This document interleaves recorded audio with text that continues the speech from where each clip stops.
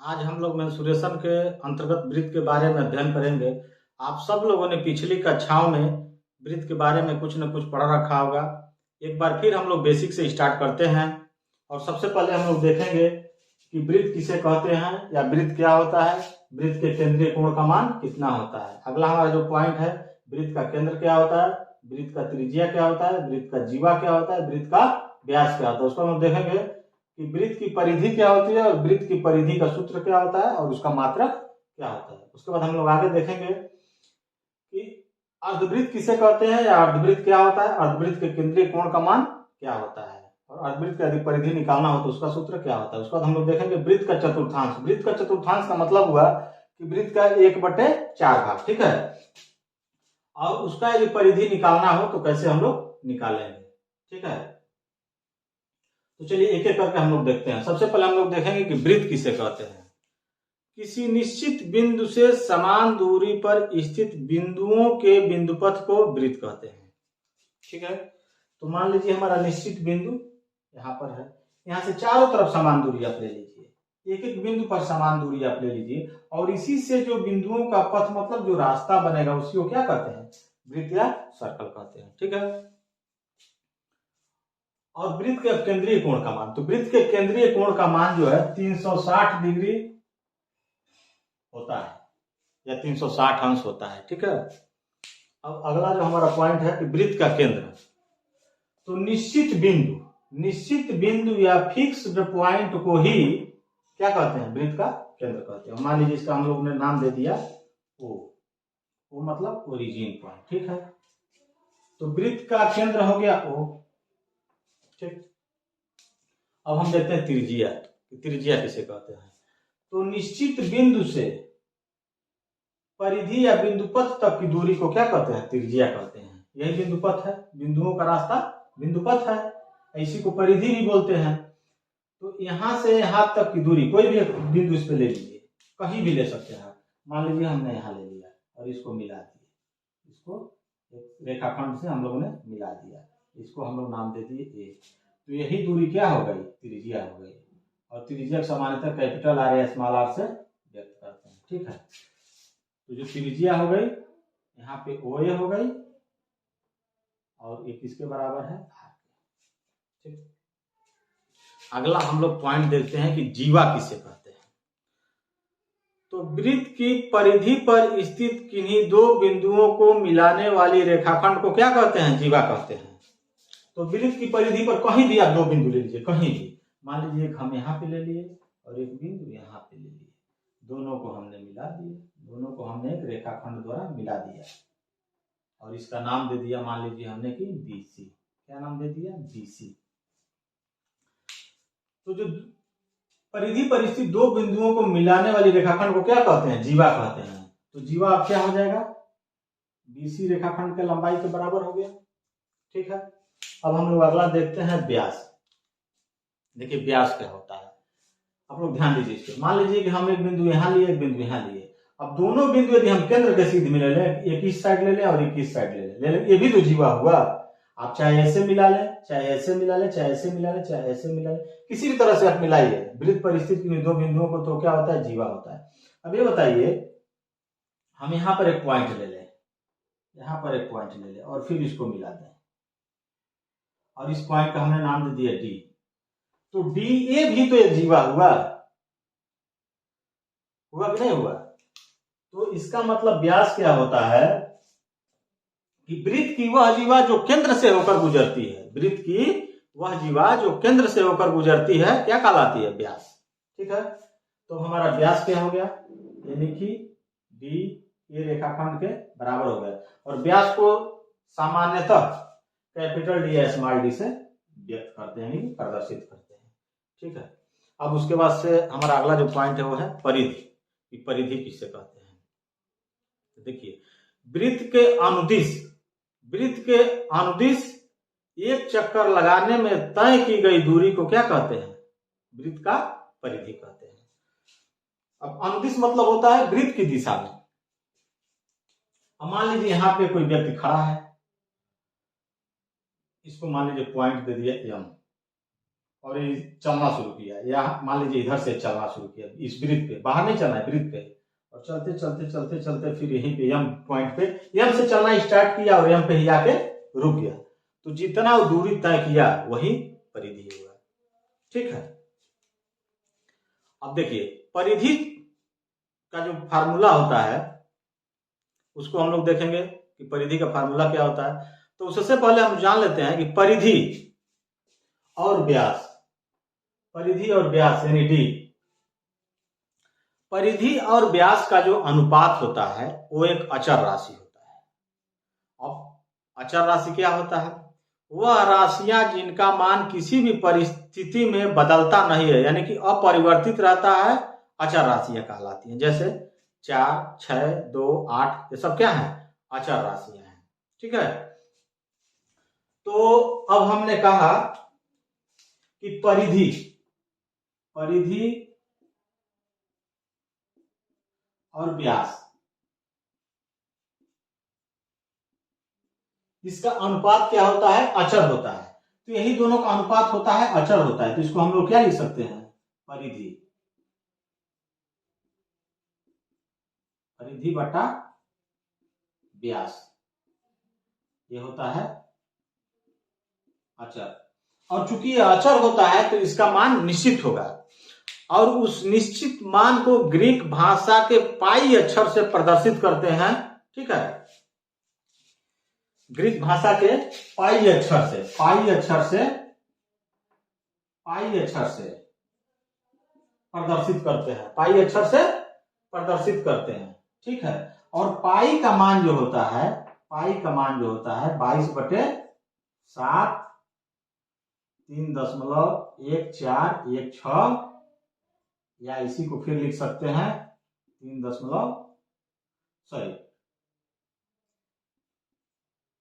अब पाई जो होता है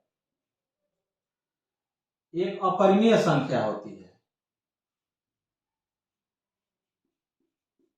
पाई कैसी संख्या है?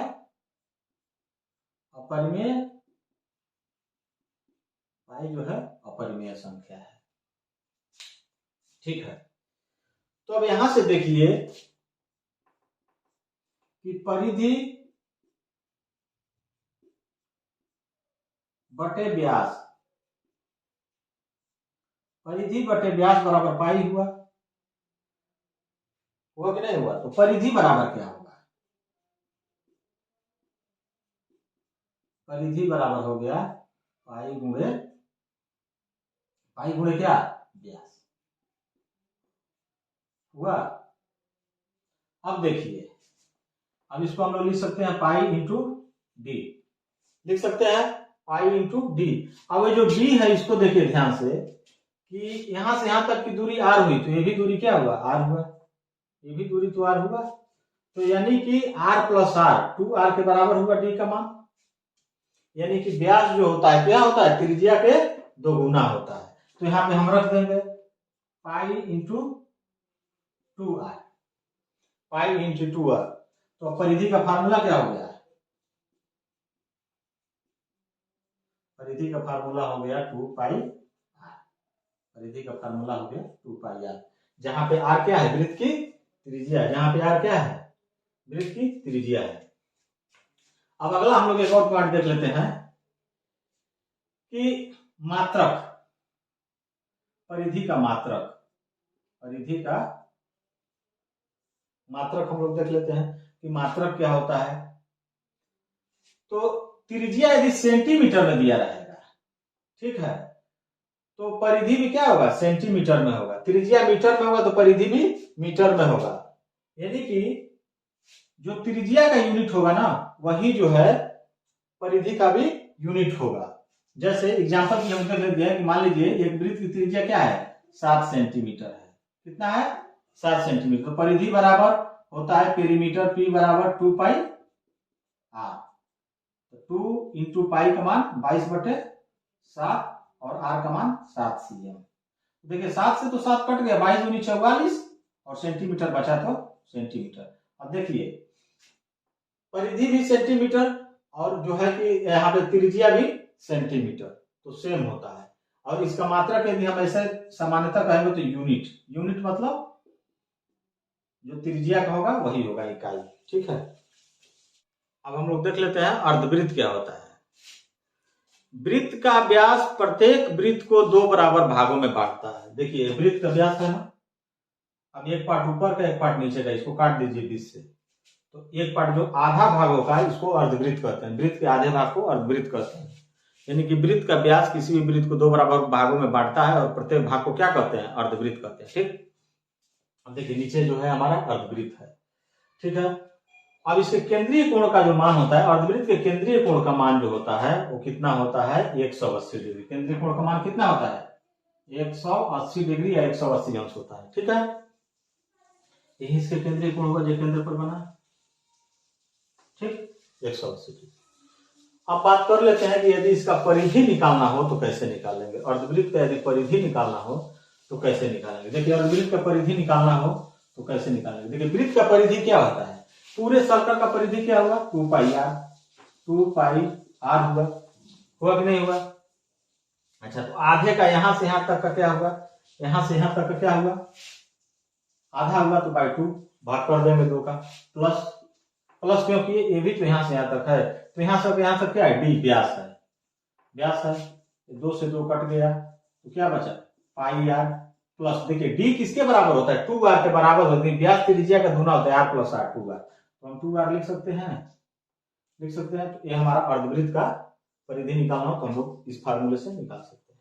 ठीक है, अगला हम लोग देखेंगे वृत्त का चतुर्थांश, और वृत्त के चतुर्थांश का मतलब होगा कि वृत्त का 1/4 भाग। ठीक है, वृत्त का 1/4 भाग, तो वृत्त का 1/4 भाग बना लेते हैं।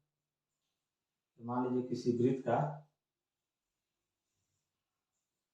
1/4 भाग है, तो यहां से ये वो है, यहां से यहां तक की दूरी क्या हुई, r हुई, और यहां से यहां तक की दूरी भी क्या हुई, r हुई, हुआ ना। और इस कोण का मान कितना हो जाएगा, 90 डिग्री। ठीक है, इसको 4 भागों में आप बांटेंगे, यहाँ देखिए इसको यदि आप 4 भागों में बांटेंगे ऐसे ऐसे करके, तो 360 में 4 का भाग देंगे तो 90 डिग्री है बचा ना। ये 180 को डिवाइड कर दीजिए, यहाँ पे 180 को डिवाइड कर दीजिए 2 से, यहाँ से बांटेंगे तो क्या हो जाएगा, 90 डिग्री। अब इसका यदि क्या निकालना हो, परिधि निकालना हो, ऐसा फिगर दिया हो, वृत्त का त्रिज्या दी हो और उसका परिधि निकालना हो तो कैसे निकालेंगे।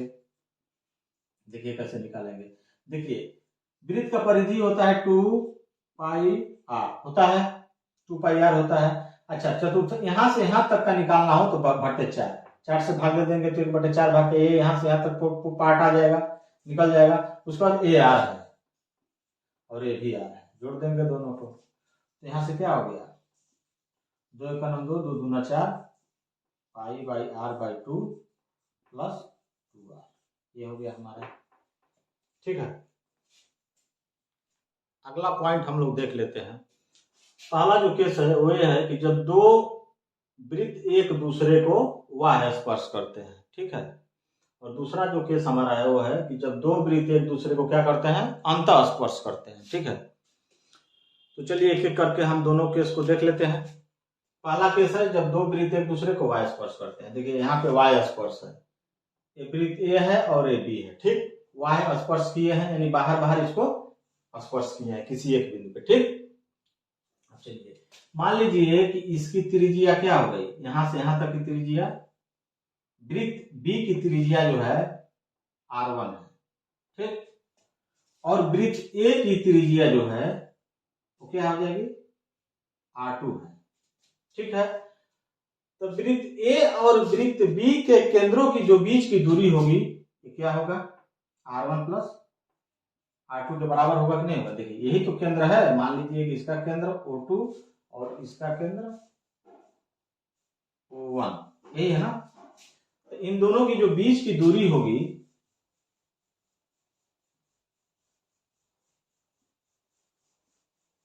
यही r1 प्लस r2 के बराबर होगा कि नहीं होगा।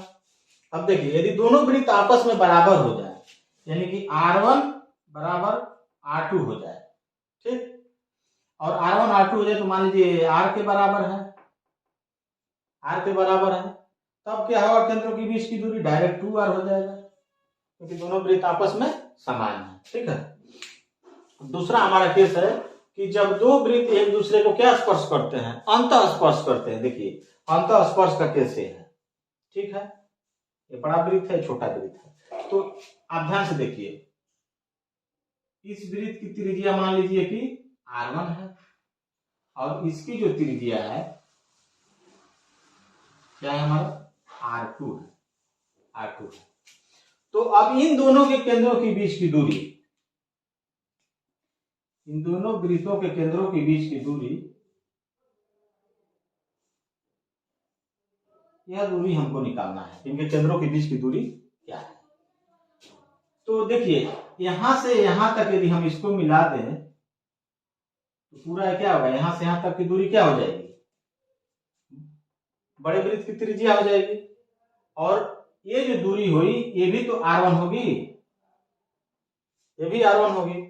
तो बड़े वृत्त की त्रिज्या में से ये पार्ट घटा देंगे तो छोटे वृत्त की त्रिज्या, तो बड़े वृत्त की त्रिज्या क्या है R2 और छोटे वृत्त की त्रिज्या R1 माइनस R1, ये पार्ट घटा देंगे। जब ये पार्ट हम घटा देंगे तो क्या बच जाएगा, यहां से यहां तक पार्ट बच जाएगा, दोनों केंद्रों के बीच की दूरी।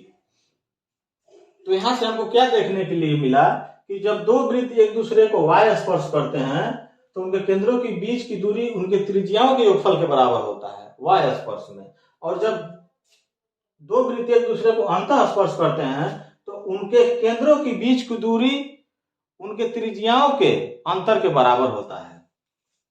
चाप किसे कहते हैं, किसी वृत्त के परिधि के सतत भाग को क्या कहते हैं, चाप कहते हैं। तो मान लीजिए वृत्त है, ठीक है, इसका केंद्र है O, केंद्र इसका है O, और मान लीजिए यहाँ पे पॉइंट बिंदु A है और इसका सतत भाग यहां तक मान लीजिए हम ले लेते हैं, इसको मान लेते हैं बिंदु B। सतत मतलब लगातार। तो अब क्या करते हैं, दोनों बिंदुओं को हम क्या करेंगे, केंद्र से मिला देंगे, दोनों बिंदुओं को केंद्र से हम मिला देंगे। और यह जो भाग हमारा होगा यहाँ पे P लिख दीजिए और यहाँ पे Q लिख दीजिए। तो छोटे वाले भाग को हम कहते हैं, इस छोटे वाले भाग को यानी कि A P B को हम कहेंगे लघु चाप, और जो बड़ा वाला भाग होता है A Q B को हम क्या कहेंगे, दीर्घ चाप, ठीक है।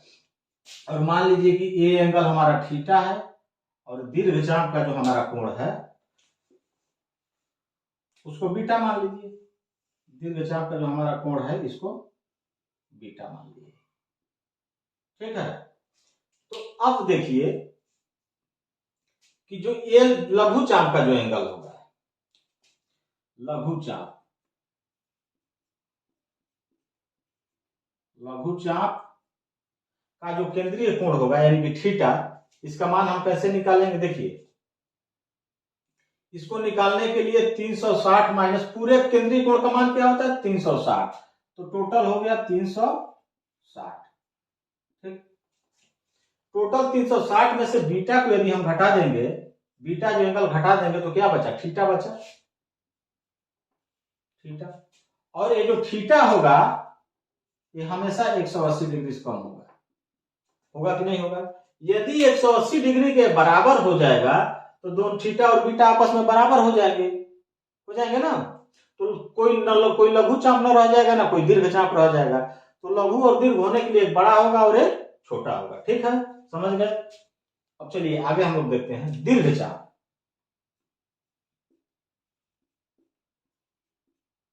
दीर्घ चाप जो हमारा है ए क्यू बी, ठीक है, ए क्यू बी। अब इसमें हम बीटा का मान निकालने के लिए, यदि हम बीटा निकालते हैं तो बीटा निकालने के लिए क्या करेंगे, बीटा निकालने के लिए 360 माइनस थीटा कर देंगे। केंद्रीय कोण का मान 360 में से ये पार्ट घटा देंगे तो बीटा का मान निकल जाएगा। और बीटा जो होगा हमेशा बड़ा होगा कितने से 180 डिग्री से, ठीक है। अब देखिए जो हमारा लघु चाप है ए पी बी या इसको और क्या लिख सकते हैं, बी पी ए भी लिख सकते हैं,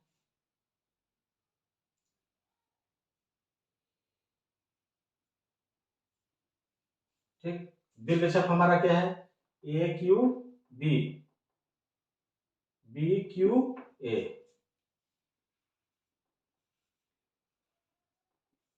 या ए क्यू बी। ठीक, लिख सकते हैं। वृत्त की स्पर्श रेखा क्या होती है? तो वह रेखा जो वृत्त को किसी एक बिंदु पर स्पर्श करती है, वृत्त की क्या कहलाती है? स्पर्श रेखा कहलाती है। ठीक है, तो मान लीजिए वृत्त बी है, ठीक है, किसी एक बिंदु, मान लीजिए इस पॉइंट को कोई रेखा स्पर्श करती है। देखिए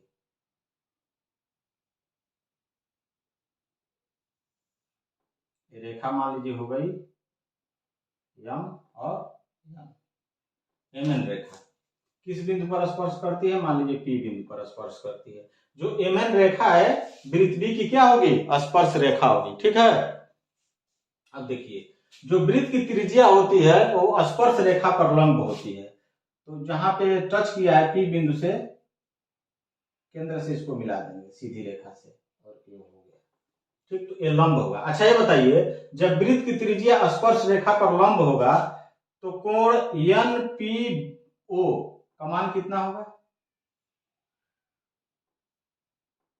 90 डिग्री होगा कि नहीं होगा? लंब है तो।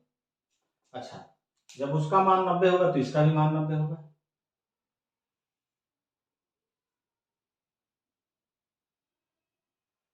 नब्बे डिग्री होगा कि नहीं होगा? तो हम क्या लिख सकते हैं इसके बारे में कि कोण N P O, N P O, या इसी को और भी तो लिख सकते हैं, या ओ पी एम, ओ सॉरी कोण ओ पी एम बराबर 90 डिग्री, और 90 डिग्री बराबर होता है एक समकोण। ठीक, अगला हमारा जो है कि अब इसको देख लेते हैं। ये हो जाएगा कोण O P M, O P M, या कोण M P O, M P O बराबर 90 डिग्री, और ये भी क्या हो जाएगा? एक समकोण के बराबर हो जाएगा। ठीक है, इतना हम देख चुके। अब ये बताइए कि किसी एक बिंदु को, और मान लीजिए कि ये स्पर्श रेखा यहां भी स्पर्श कर सकती है, यहां भी, मतलब सारे बिंदुओं पे स्पर्श रेखा खींची जा सकती है। तो एक वृत्त की कितनी स्पर्श रेखाएं संभव है? तो एक वृत्त की कितनी स्पर्श रेखाएं संभव है? एक वृत्त की अनंत स्पर्श रेखाएं संभव है। ठीक है, हर बिंदु पे तो स्पर्श रेखा खींची जा सकती है, समझ गए आप लोग? ठीक, अब छेदक रेखा हम लोग देख लेते हैं कि छेदक रेखा क्या होती है। ठीक, अब छेदक रेखा देखने के लिए हम लोग वृत्तीय का प्रयोग करते हैं। ठीक, तो छेदक रेखा वह रेखा जो वृत्त को किसी दो बिंदुओं पर प्रतिच्छेदित करती है। ठीक है, वह छेदक रेखा कहलाती है। तो मान लीजिए रेखा जो है यहाँ पे प्रतिच्छेदित करती है और यहाँ पे, और रेखा हो गई मान लीजिए कि यस और टी, प्रतिच्छेदित की है एफ और पी पे, एफ और पी बिंदु पे प्रतिच्छेदित की है। ठीक है, एक केंद्र हो गया ओ, तो यही छेदक रेखा हो गई। यही टी और यस रेखा जो हो गई वृत्तीय की क्या हो गई? छेदक रेखा हो गई। ठीक, यहां तक आप लोगों को समझ में आ गया? ठीक, वृत्त से संबंधित दो पॉइंट और हम लोग देख लेते हैं। पहला जो हम पॉइंट लिए वो है कि एक चक्कर में किसी पहिए द्वारा तय की गई दूरी क्या होगी। तो दूसरा पॉइंट जो हमने लिया है वो है किसी निश्चित दूरी को तय करने में पहिए के चक्रों की संख्या क्या होगी। ठीक है, तो मान लीजिए कि एक पहिया है।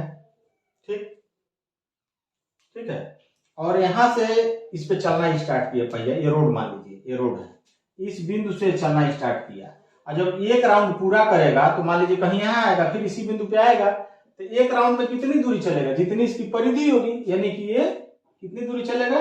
2 पाई आर के बराबर एक चक्कर में। तो क्या हुआ? एक चक्कर में किसी पहिए द्वारा तय की गई दूरी क्या होगा? 2 पाई आर के बराबर होगा। ठीक, चलिए अब अगला क्वेश्चन हम लोग लेते हैं। किसी निश्चित दूरी को तय करने में पहिए के चक्रों की संख्या, मान लीजिए 100 मीटर जाना है। कितना जाना है? 100 मीटर जाना है। और पहिए की जो त्रिज्या है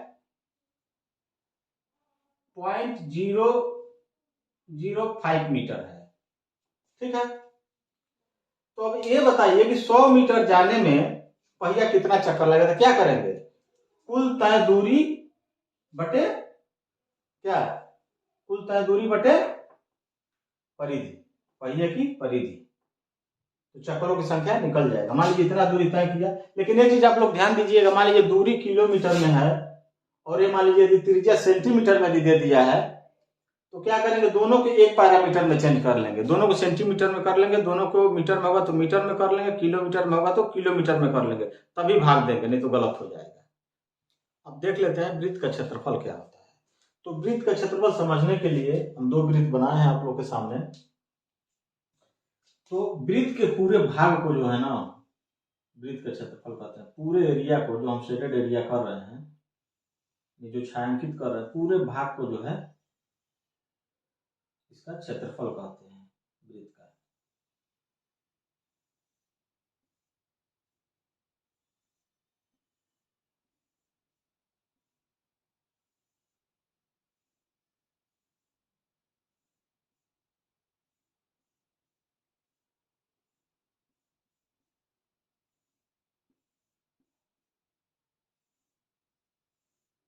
पूरे छायांकित भाग को ही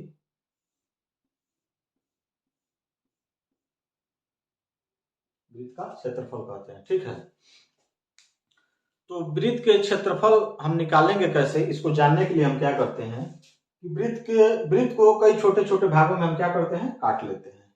छोटे छोटे इसका स्लाइड बना लेते हैं, एकदम पतला पतला। ठीक है, तो चलिए इसको हम लोग काटते हैं। बराबर भागों में काटना है, ध्यान रखिएगा आप लोग इस बात का।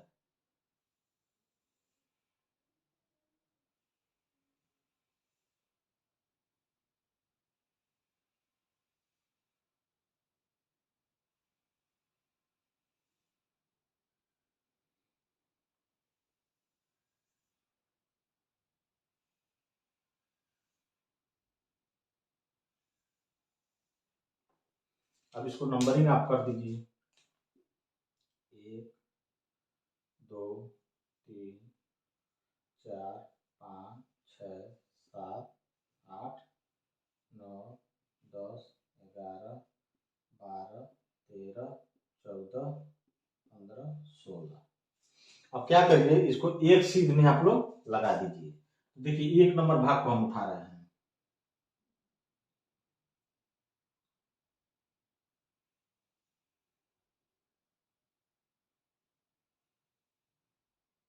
उठा लिए, यहाँ पे 1 नंबर लिख दीजिए। ऐसे होगा, यह दूरी क्या होगी? यहाँ से यहाँ तक की दूरी वृत्त की त्रिज्या है, आर होगी। फिर अब 2 नंबर को यहीं से उठाइए, 2 नंबर को, और इसको ऐसे कर दीजिए। फिर 3 नंबर को उठाइए और इसको भी हम लोग ऐसे कर दीजिए। अब उसके बाद से किसको उठाइए? 4 नंबर, 5 6 7 8 9 10 11 12 13 14 15 16। ठीक है, फिगर उतना अच्छा नहीं बना है, आप लोग समझाने के लिए बना दिए हैं।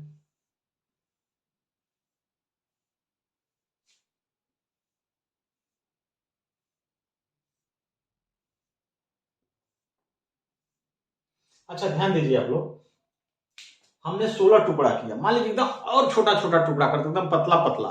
ठीक है, तो ये बताइए जो ऊपर से जो हम कैपिंग किए हैं, एकदम ये सीधा हो जाएगा कि नहीं? एकदम सीधा हो जाएगा कि नहीं?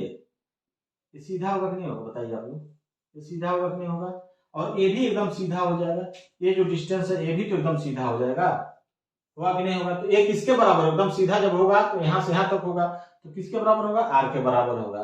और यह किसके बराबर होगा? परिधि है ना, तो आधा तो एक साइड आ जाएगा, आधा इस साइड आ जाएगा नीचे वाले पोर्शन में, और आधा क्या हो जाएगा? ऊपर वाले पोर्शन में हो जाएगा। तो परिधि होती है 2 पाई आर, तो इसका आधा हो जाएगा, तो आधा ये भाग हो गया और नीचे वाला भाग आधा हो जाएगा, तो ये हो जाएगा 2 पाई आर बाई 2 हो गया। ठीक है, लेकिन अब ध्यान से आप लोग देखिए बना क्या है। ये बना है एक आयत। क्या बना है? एक आयत बना है, एक आयत बना है, आयत। अब ये बताइए, जब वृत्त से ही काट के हम आयत बनाए हैं छोटा छोटा, तो दोनों का क्षेत्रफल तो बराबर होगा ना? होगा कि नहीं होगा? होगा। तो जब दोनों का क्षेत्रफल बराबर होगा तो आयत का क्षेत्रफल क्या होता है? लंबाई गुणे चौड़ाई होता है। लंबाई गुणे चौड़ाई, इसी को लिखते हैं L इंटू बी होता है। तो अब इसलिए जो है आयत का क्षेत्रफल, आयत का जो क्षेत्रफल हो किसके बराबर हो जाएगा? वृत्त के क्षेत्रफल के बराबर हो जाएगा। वृत्त के आयत का क्षेत्रफल किसके क्षेत्रफल के बराबर हो जाएगा? वृत्त के क्षेत्रफल। तो अब देखिए यहाँ पे लंबाई क्या है? ये लंबाई है, तो लंबाई क्या हमारा आ रहा है? 2 पाई आर बाई 2 आ रहा है। और चौड़ाई क्या आ रहा है? हमारा आर आ रहा है, तो गुणे आर। ठीक है, अब यहां से देखिए 2 से 2 कट गया, तो बचा क्या? पाई आर इंटू आर, तो हो क्या गया? Pi R square. तो वृत्त के क्षेत्रफल का फार्मूला क्या हो गया? Pi R square, pi R square हो गया। अब हम लोग वृत्त के क्षेत्रफल का मात्रक देख लेते हैं। तो मान लीजिए कि किसी वृत्त की त्रिज्या जो है 7 सेंटीमीटर दिया है। कितना दिया है? 7 सेंटीमीटर। तो वृत्त का क्षेत्रफल का फार्मूला अभी हम लोगों ने पढ़ा कि पाई आर स्क्वायर होता है। तो पाई का मान लीजिए रख दीजिए 22/7 और आर की जगह 7 सेंटीमीटर का वर्ग। तो इसको हम क्या लिखेंगे? 22/7 गुणे 7 सेंटीमीटर गुणे 7 सेंटीमीटर। 7 से 7 कट गया। अब यहाँ मल्टीप्लाई करिएगा तो 7 दूनी 14 का 4 हाथ में आइए, 7 दूनी 14 15, और बचा क्या? सेंटीमीटर गुणे सेंटीमीटर। तो इसको हम लोग क्या लिखेंगे? 154 सेंटीमीटर स्क्वायर।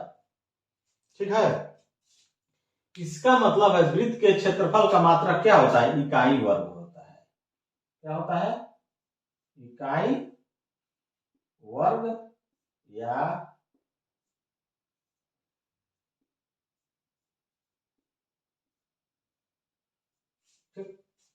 ये होता है इकाई का मतलब कि त्रिज्या जिसमें दिया रहेगा ना, क्षेत्रफल जब निकालेंगे, त्रिज्या मान लीजिए सेंटीमीटर में है, तो जब क्षेत्रफल निकालेंगे तो इसी का वर्ग हो जाएगा।